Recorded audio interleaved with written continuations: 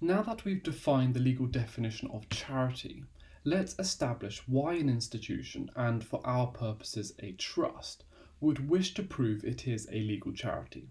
So what is the incentive for a trust to demonstrate that they satisfy the legal definition of a charity contained within Section 1 and Section 2 of the Charities Act 2011? What benefits flow from charitable status?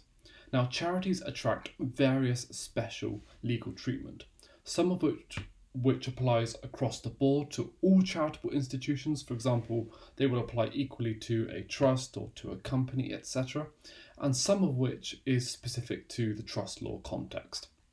So let's look at each of these in turn. So first, we will look at the special legal treatment applicable to all charitable institutions. Okay.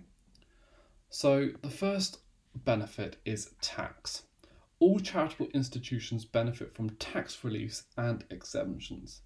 So undoubtedly the most important benefit afforded to institutions that are charitable is a number of tax reliefs and exemptions. So this is really what is up for grabs. So if an institution such as a trust can show it is legally a charity, various tax benefits will flow from that. So there is a full exemption from income tax, corporation tax, capital gains, stamp duty, and partial exemption from VAT. So there are significant tax advantages afforded to charitable institutions. So, charities are exempt from paying most taxes, however, they will have to bear VAT on goods and services which they purchase. This liability will be particularly burdensome for many charities in respect of the maintenance and repair of buildings. Now, the primary benefit of charitable status, beyond the altruistic benefit of being empowered to do good work, is freedom from most of the taxes paid by individuals and corporations. So that is what you really need to remember as the main sort of benefit of having this charitable status, and it's to both corporations, trusts, etc. Gifts to charities are also afforded tax breaks via gift aid. So unsurprisingly then, because of all these tax breaks and exemptions, a number of charity cases involve Her Majesty's Revenue and Customs, HMRC, arguing an institution is not a legal charity, so that it can subject that institution to tax liability it would not otherwise have attracted. So a lot of our charity law cases will involve the taxman against an institution claiming they are a charity and therefore not liable to taxation to the extent it would otherwise be.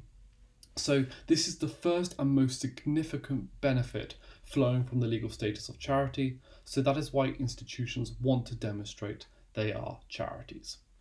Now, the other benefit for all institutions is advice. So the second, probably less significant benefit is access to free advice. You get general guidance for charity trustees is provided by the Charity Commission via its website, and I have got a link here, so feel free to check that out. I will try to put that link in the description, but if I forget, I'm sorry in advance. So the people administering a charity, which are slightly confusingly, they are known as charity trustees, even though the directors of a charitable company are also known as charitable trustees, are given free advice from a body called the Charity Commission, which helps to ensure they are properly run. The Charity Commission also provides individualised advice, and you can see that under the Charities Act section 110.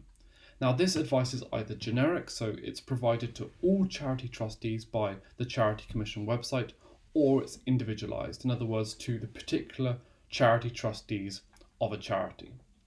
So the charity has access to free advice in order to help them run efficiently and effectively. This body, the Charity Commission, is a national body responsible for registering and regulating charities in England and Wales. So this is the body that provides advice to charity trustees free of charge. Now, what's important or interesting about this special legal treatment is that it is provided by the state and at the public expense. By affording tax reliefs to charities, the amount of money that would otherwise be in the public purse is reduced. Therefore, the amount of money to be spent on services such as the NHS, education, etc. for all our benefit is reduced. So giving charities these tax breaks is at the expense of the state. In other words, it's at our own expense. Likewise, the provision of free advice is at the expense of the state. It is at our expense too. The Charity Commission is a state-funded body. It is funded through the taxes which we pay. So the existence of this body handing out free advice to ensure the smooth running of charities is money taken out the public purse to enable the body to operate. Now, why would charitable institutions be given this special treatment at the expense of the state? The rationale for this special treatment lies in the fact that charities are by definition, as we have seen in section 1 and in section 2 from the previous video, institutions with purposes that are for the public benefit. So charities are by definition beneficial to the public, and it is this which provides the justification for the expense we suffer in ordering them preferential legal treatment. So we can see then the legal definition of charity is connected to the advantages stemming from charitable status, in the sense that the advantages are merited because a charity is, by definition, delivering a benefit to society. The two are linked. There is a link between how we define a charity and the legal consequences of that status. Okay. So that then is the special advantageous treatment applicable to all charitable institutions, but there is also some special treatment or some specific treatment to charitable trusts. So in other words, there are some ways in which charitable trusts are treated differently in law to non-charitable private trusts. So there are rules that are specifically applicable to charitable trusts. Now, in general, these rules operate to do two things. Firstly, they operate to make it easier for a charitable trust to be validly created as compared to a non-charitable private trust. And secondly, the rules applicable to charitable trusts help make such trusts endure for as long as possible. So let's have a look at them. Firstly, certainty. So the first difference then between the treatment of charitable trusts and non-charitable private trusts is certainty. The certainty rules are more flexible for charitable trusts than private trusts. So we've already done certainty with non-charitable private trusts, but with a charitable trust, the certainty rules are a lot more flexible. So there is no requirement, as with other trusts, that the objects of the trusts must be certain. Thus, a trust for charitable purposes will be valid. A charitable trust will be validly created provided there is an intention to apply property for a charitable purpose. So the law tells us it does not matter that the charitable trust fails to provide with reasonable certainty what its purpose is. If there's any doubt surrounding the exact charitable purpose intended, the court or charity commission will step in and specify a charitable purpose for which the property will be used. So any ambiguity or uncertainty that would invalidate a private trust does not invalidate a charitable trust. Any confusion about the exact charitable purpose intended will be resolved by the Charity Commission or the court. So that is the first point of difference between the law relating to private and charitable trust. It is the certainty rules. Now, there must of course be no doubt that the objects of the trust are exclusively charitable, and the purpose expressed must not be vague and uncertain that the court could not control the application of the assets. So that is one point to bear in mind though. So although there is this flexibility as to certainty, you can't be vague about the purpose expressed. Okay, the beneficiary principle. The second point of difference is in the respect of this beneficiary principle. Charitable trusts are exempt from the beneficiary principle, the demand that a valid trust must have ascertainable beneficiaries. So a charitable trust is a purpose trust. They are not trusts for ascertainable beneficiaries in the sense of specified individuals who are to benefit from the trust property, but rather they are trusts for broad brush purposes. For example, a trust for the purpose of relieving child poverty. Okay, so charitable trusts then present a direct challenge to the beneficiary principle, and the beneficiary principle is the demand that a valid trust must have ascertainable beneficiaries.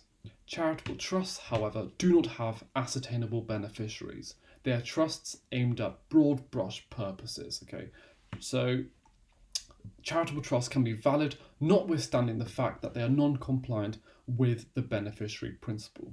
So there is no nexus between trustee and beneficiary precisely because there are no individual beneficiaries.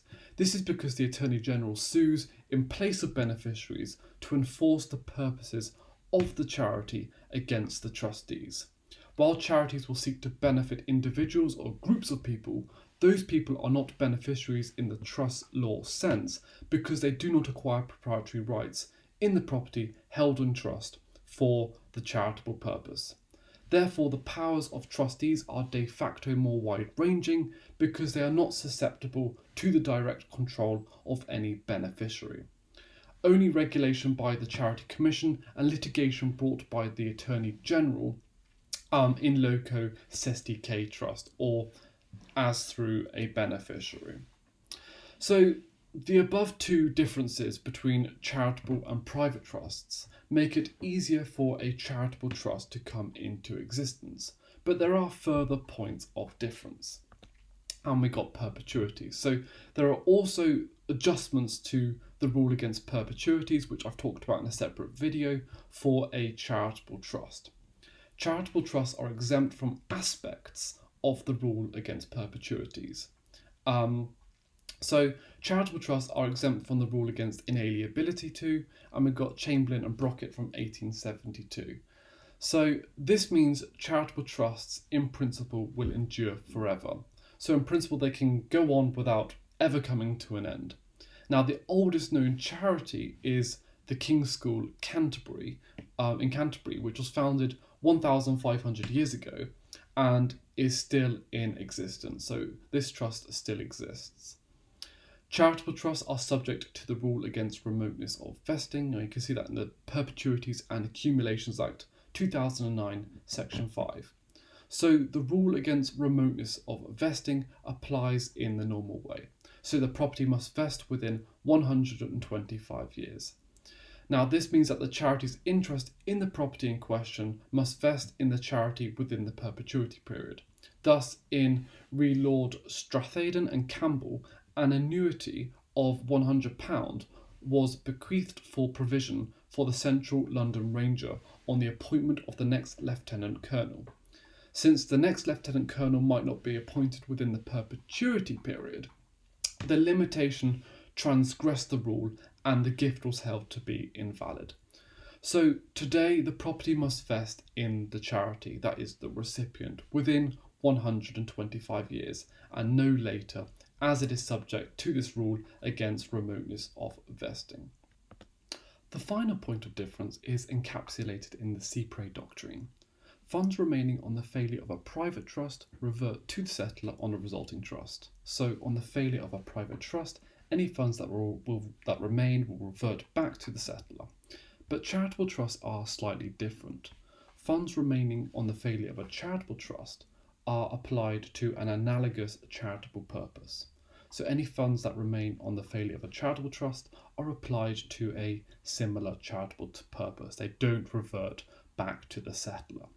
The Cypre doctrine means that the creator of a charitable trust will know that even if their trust fails, for example, the original charitable trust can no longer be performed, their property will be used for a similar charitable purpose by this doctrine. So the above two rules then, the relaxation of the rules against perpetuity and the Cypre doctrine, operate to help charitable trusts last. So that's the end of this video. If you enjoyed this video, then make sure you give it a thumbs up and subscribe to my channel. If you have any questions at all, then make sure you leave a comment below and I'll get back to you as soon as I can. Thank you very much for watching.